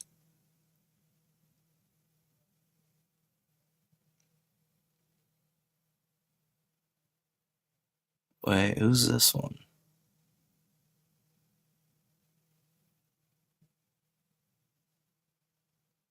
I don't know. Okay, hold on. This is the cross-eyed one. Is that Chrissy Mayer? And is she in 2 places? Or is that just because Dan Lawless has that weird thing where he can't draw faces? No. Who did I say this was? I don't know, but I know this is Mandy. This is K. Diddy. That's Mint. That's Chrissy Mayer. So who's this? This isn't Keanu. Is it Keanu? No. He can't suck that bad. Did he try to draw Anna? That's not Anna. Dan Lawless, did you get permission from all these internet women to draw them in fucking bikinis?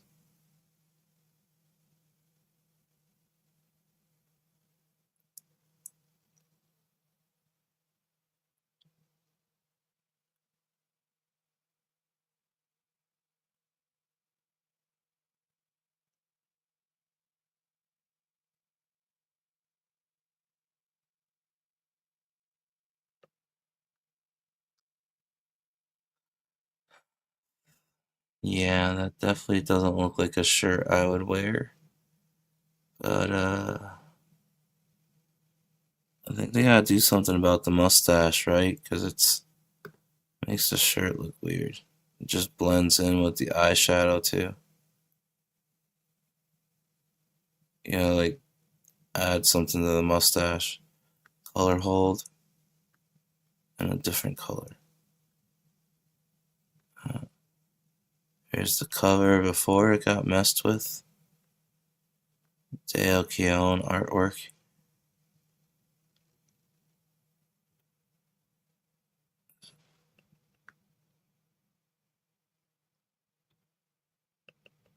They're like She-Hulk's cousins or something. Speaking of lesbian couples at a wedding, there they are.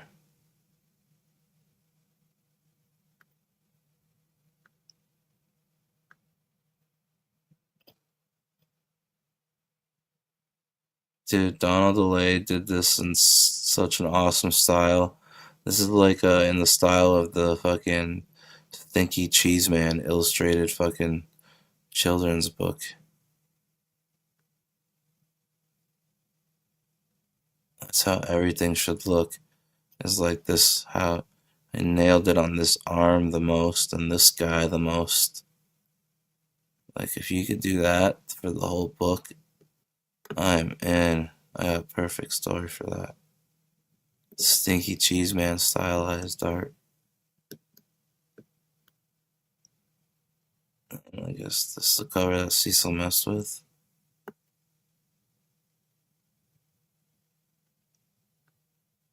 Maybe. Where's my dick? Alright, yeah, so you can go read parts of Cash Grab 2 right now on funmycomic.com. Oy vey. Holy shit.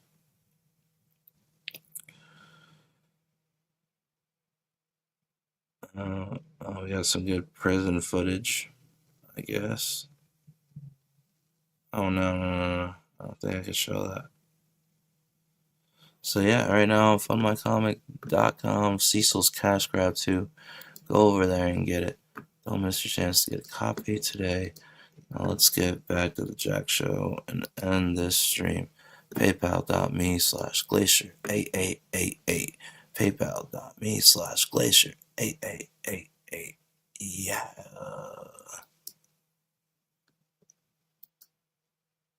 I wasn't 100% convinced that they wanted you to look like a lesbian couple, but after seeing the photo, yeah, I think you're probably right. Yeah.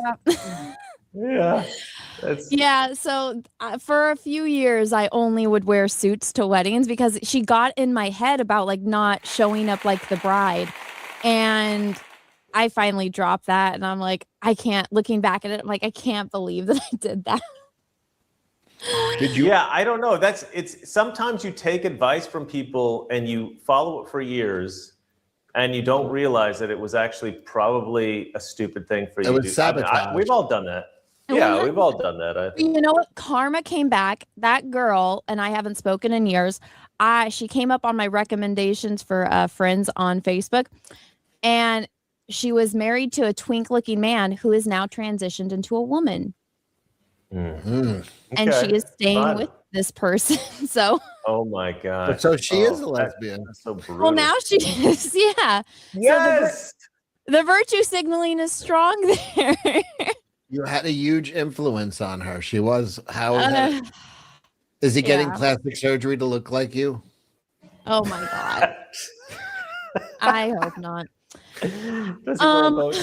What's the furthest you went with her? Did you make out or just No. I've never done anything with a woman. I very much like men, and only men. I'm not gay like you. I like men, but I'd finger a chick. Let's see. On this, by the way, you can. Let me see. What? I'm gonna make my call right here. Of all these girls, who would I like to bang in their prime? I'm gonna go with in the slave Leia. Not the super hottest, but the cutest, hottest combo. Okay. And also probably. I just asked for your top three. Top three: Olivia Munn, Adrian Curry, and Anna de Armas. Okay. Yeah. Mr. Reagan, who are your top three? Oh, mine were Yvonne Strahovski, because I was a big fan of Chuck, the show Chuck. Anna de Armas, just because she's hot, and then whoever there's on the bottom right, I don't even know who she is. The blonde one? Sarah Jean Underwood. The blonde one. Yeah, she's attractive. She's hot, but Mun, I think she's got like a cute hot that I like. But she was also on Chuck, actually. Oh, she was. I never watched Chuck. Chuck was a great show. Oh, you gotta go back and watch Chuck. It's one of the greatest shows of all time. Chuck and Silicon Valley. There's a few great shows. Silicon Valley is a great show. I've never been interested in that one. It's kind of like Big Bang Theory. They just never resonated with me. No, Silicon Valley is so many light years ahead of Big Bang. Big Bang Theory is just nonsense. Silicon Valley is top tier. That's like a lot of the Mike stuff. Judge, if you go back and watch that show, you'll find out that a lot of the stuff they were doing as fiction is now real. Yeah, that's a really weird thing about that. Wait, Silicon Valley, was that Mike Judge? Who did that? Yeah, Mike Judge. Yep. Yeah, it's fucking really good, man.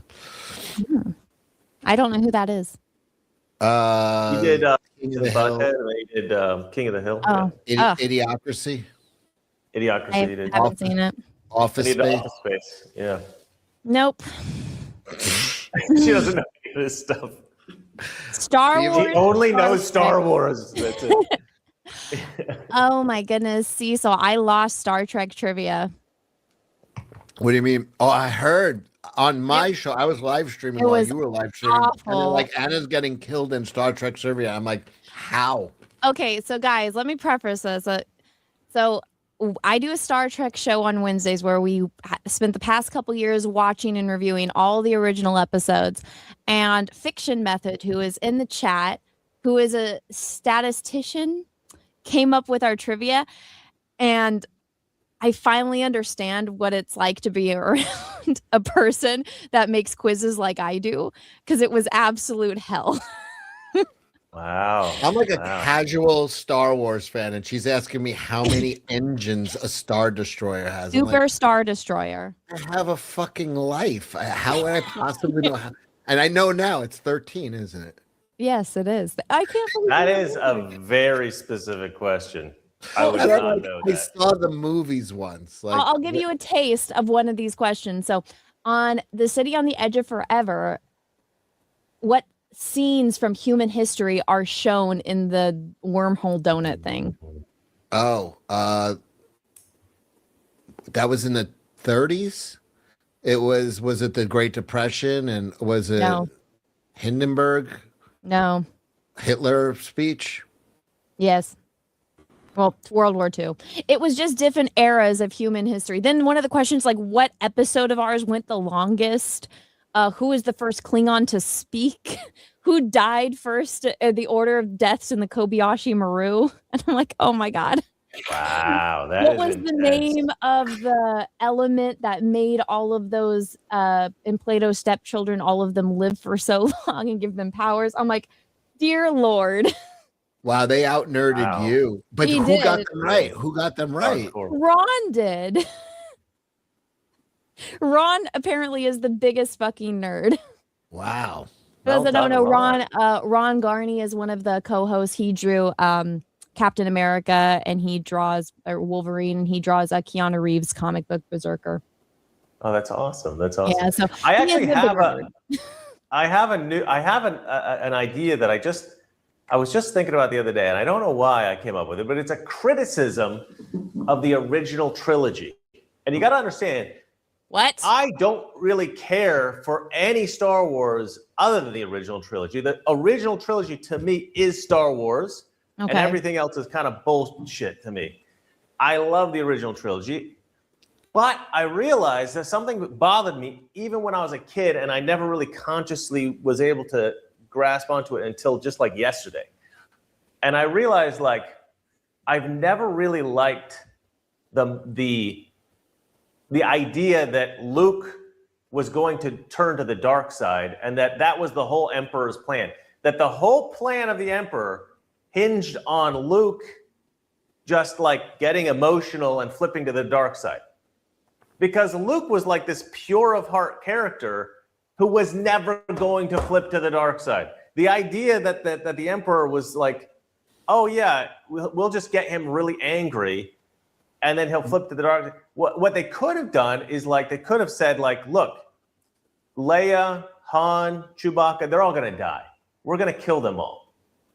But if you join me and your father here, and you join my reign, of this great empire that we're creating, we'll let them live. And in fact, we'll give them these magnificent positions in the new empire, whatever. That could have tempted, right? Yes, that could have tempted Luke.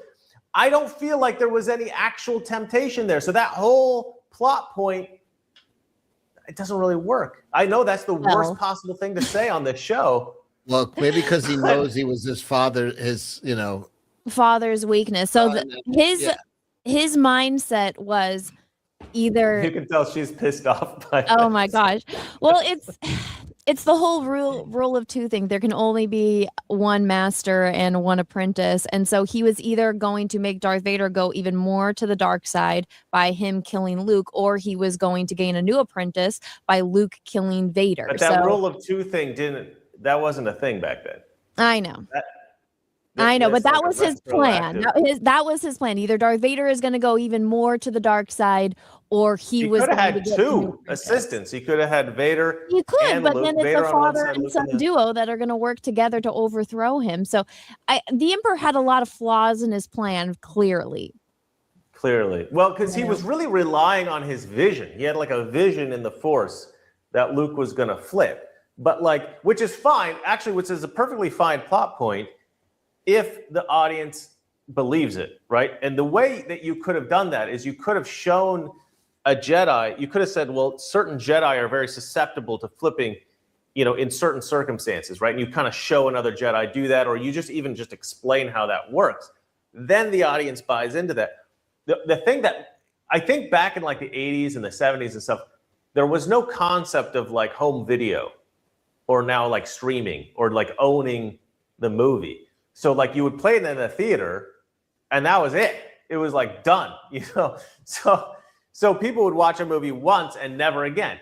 And so if you had some plot points which weren't perfectly ironed out or figured out, it didn't really matter because people would probably not think about it too much, or they just kind of And so I think that there was some kind of not fully thought through plot elements. But anyway, that's my only real criticism of the original trilogy, which I think is, one of the greatest film series in the history of all time.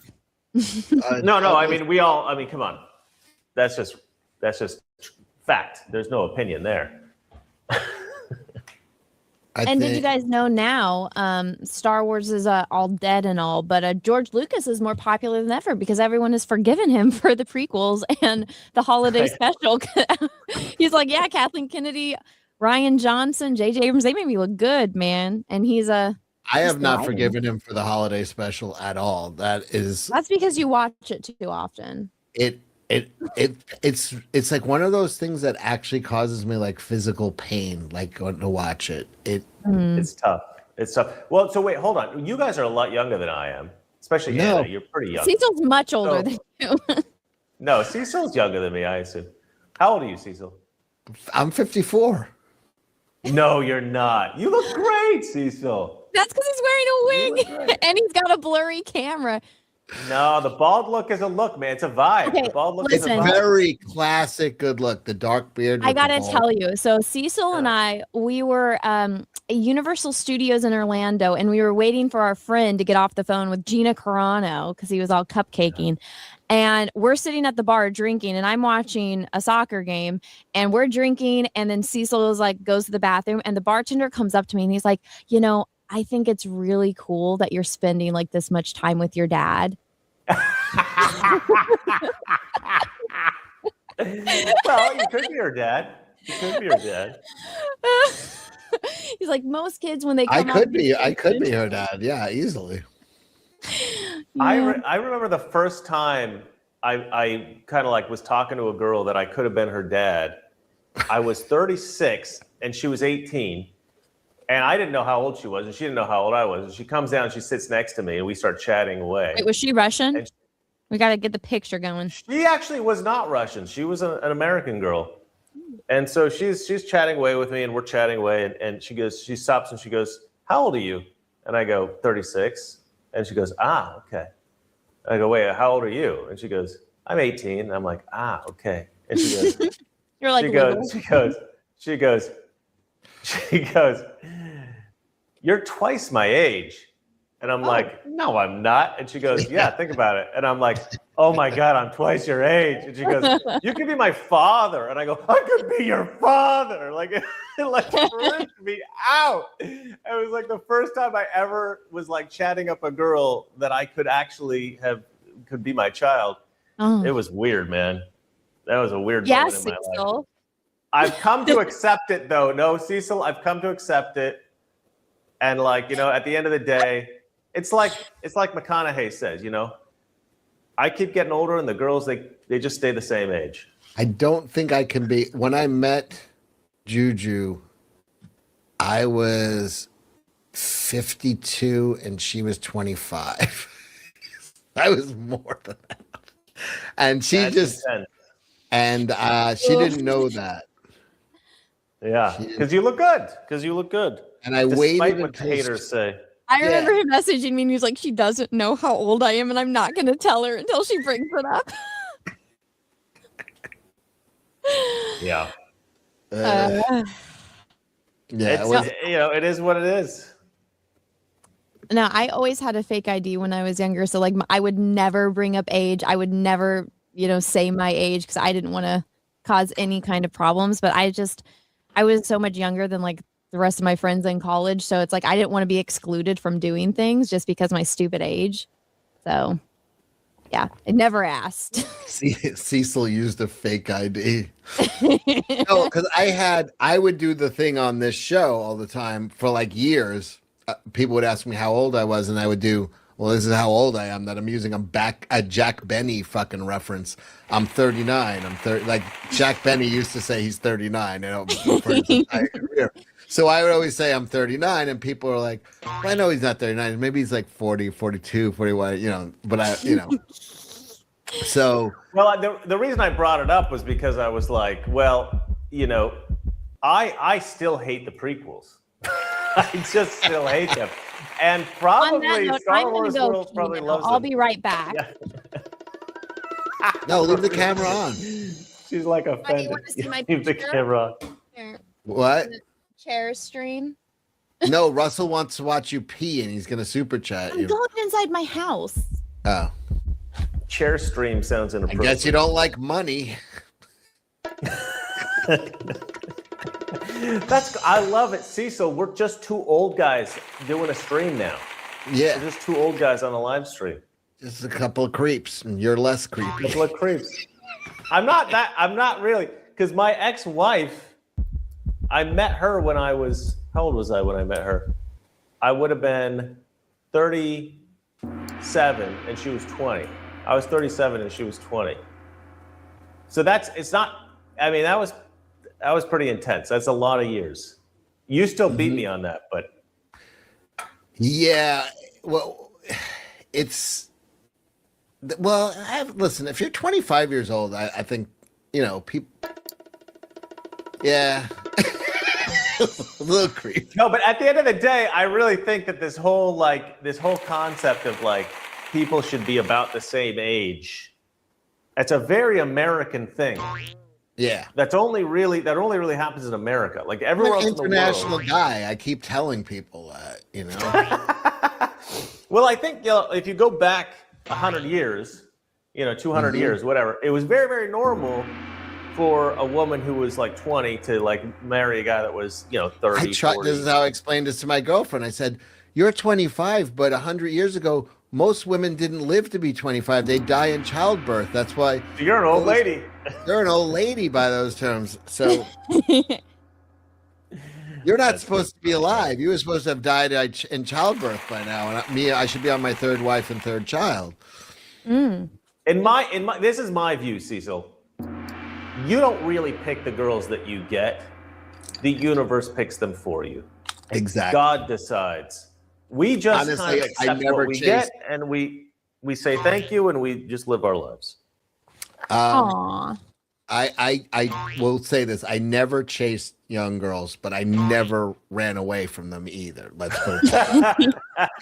But I was like, I did not have like a big preference for somebody in there. But yeah. But even the girls that before I was dating were in the early 30s, so it wasn't. Maybe I do like young girls. I think all guys like younger girls. I think we can say that. I mean, you're going to be physically more attracted to girls in their 20s. I mean, that's of course. Except when it comes to Liz Hurley, because that is Cecil's like #1 lady. Well, yeah, she's like, she was in Bedazzled. I think she made a deal with the devil. She's 60 now, and she looks insane. She might be like the hottest. 90s Liz Hurley might have been the hottest woman on the planet. She is phenomenally beautiful, that woman. Yeah. I do like that other English chick. That other English chick who's in those Captain America movies. What's Haley something? Yeah. Mamma Mia. Yeah, I like her too. Yeah. She's an attractive girl. She has like double G cups. I didn't notice. She had such a nice smile. Oh yeah, it's her smile. Are you a boob guy, Cecil? Is that what it is? Not really, no. No, but all guys are. No, because I have a friend who will date women who are physically unattractive, but they just have big boobs. That's all he cares about. He like literally only cares about that. I mean, that is a full-on boob guy. That's a fetish guy because I've met guys like that with redheads who have like an absolute, and some of them were just straight up disgusting. And it's like they have like a true fetish for redheads. Some of them are pretty, but it didn't matter. He was just as turned on by like a mess with, but if they were actual redheads, he was absolutely. Yeah, isn't that weird? That really is a thing though. Yeah. There's some guys that just fixate on like one aspect and he died. See, my type is Henry Cavill or Antonio Banderas. Yeah. They're not easy to find. You gotta go to Mexico. I'm Antonio Banderas. No.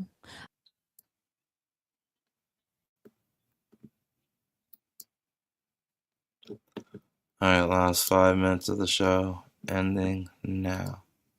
Sending all the super chats right now.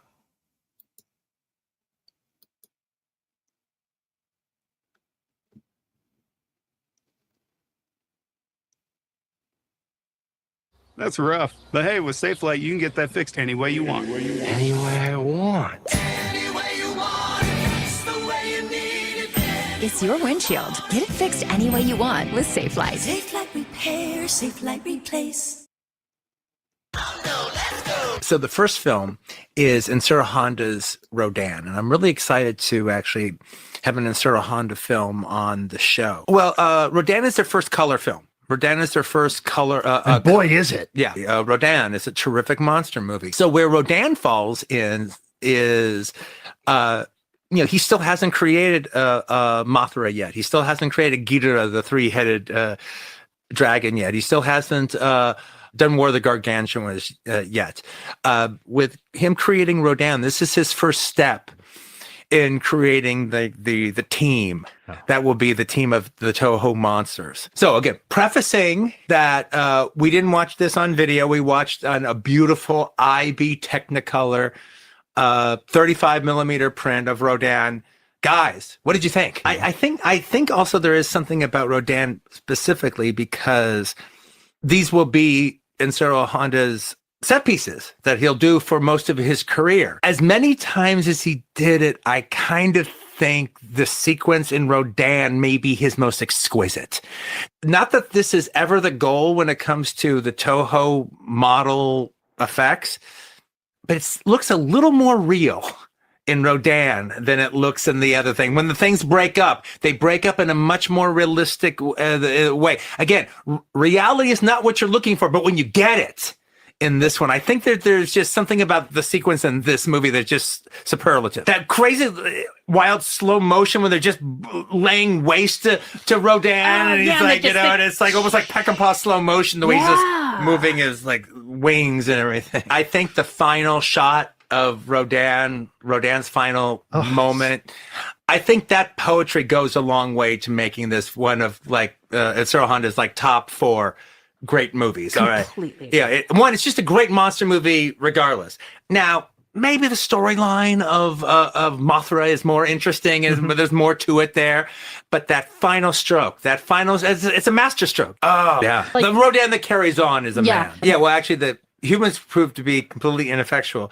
If it wasn't for the Rodans being just captured in despair and killing themselves, there would be no... The Rodans, through despair, they committed suicide. That was the only way to stop. We'll risk doing the volcano to blow them up. Well, it doesn't blow up the Rodans at all, but it does sure set the volcano going. But like I said, it's almost it's not like just the lava got them. It was as if the female Rodan just decided, well, life's not worth living. Well, the scripts for all of his movies are really, really cool because like, it's never this straightforward thing. Oh, we found this egg and it hatched, and now we got to deal with this like crazy pterodactyl. It's always like a complicated script going on, and there's it's a complicated aspect about the way these miners work in this town, and so it's never straightforward. It gets around to it. I mean, like Rodan's not even introduced until like, but you're still 40 minutes. Movie. Yeah, and I have to say one of the things this was pointed out by a friend of mine, Joe. He's a editor that Sally used to hire. A good friend of Sally's, that he would hire him just work on some other things about our movie when we needed him. You know, okay, we're working on this sequence, so he'd work on something that would show him stuff. And I was talking to him about Rodan, and he goes, you know, that scene when the guy, he's got amnesia, he doesn't know what he's seen, and it's just all a big blur, and then he sees the egg, and then that triggers his flashback into the cave. And then Joe goes, you know, that actually might be my favorite flashback trigger in the history of cinema. And you watch it, and it might be one of mine now, too. Absolutely. It's so seamless. Wow. It's so charming. It's just, I mean, that's when you're talking about Ishiro Honda, that's what you're talking about. You're talking about expertise, science fiction, world building, expertise, par excellence. You're talking about the greatest special effects of their day, executed by the people who know how to do it, and it's just all backed with charm. It's like the world building charm of Ishiro Honda is just has to be, it cannot be denied. It's what it's about. They're very melancholic ending. What's our favorite line in there? Hundreds dead, Tokyo in flames, and nothing seems to kill these creatures. Now you need to see Monster Zero, the next appearance of Rodan and Godzilla together. That's one of the funnest, one of the absolute funnest. And again, Leo knows who Rodan is. I gave him a Gamera, a big plastic Gamera, a big plastic Rodan, Godzilla, and told him the names, and he knows Rodan.